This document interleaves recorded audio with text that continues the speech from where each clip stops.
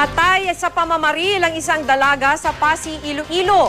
Nagpatiwakal naman umano ang retiradong pulis na itinurong salarin. Makibalita tayo kay Carol Velasco ng GMA Iloilo.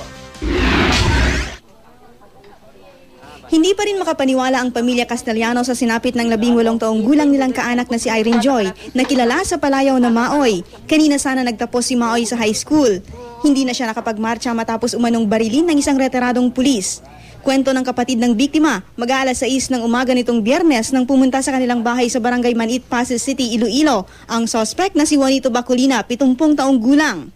Nanawag sa din, istorya na si Maoy, pagtapos ng istorya din, paingod naman na maingod, ingod ka diblaanay.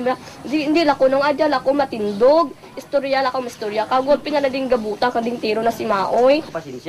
Nagtamo ng tama ng bala sa dibdib si Maoy na agad niyang ikinamatay. Bago raw tuluyang umalis ang suspect, nagpaputok pa raw siya ng baril sa labas ng bahay ng biktima. Ayon sa ilang saksi, matapos ang insidente, umuwi sa kanyang bahay ang suspect. Matapos ang ilang sandali, nakarinig daw sila ng ilang putok ng baril. Sa nakita namon gina sa crime scene,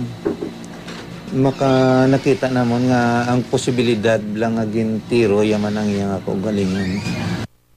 Lumalabas sa investigasyon na pinupormahan umano ng suspect ang biktima, pero pinagbawalan ng biktima ng kanyang pamilya na makipagkita sa retiradong pulis.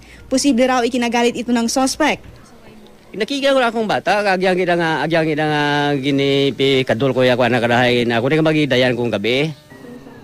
Sa ngayon, inaalam ng pulisya kung may iba pang motibo sa krimen. Tumanggi namang magbigay ng pahayag ang pamilya ng suspect sa nangyari. Carol Velasco, Nagbabalita, Pilipinas.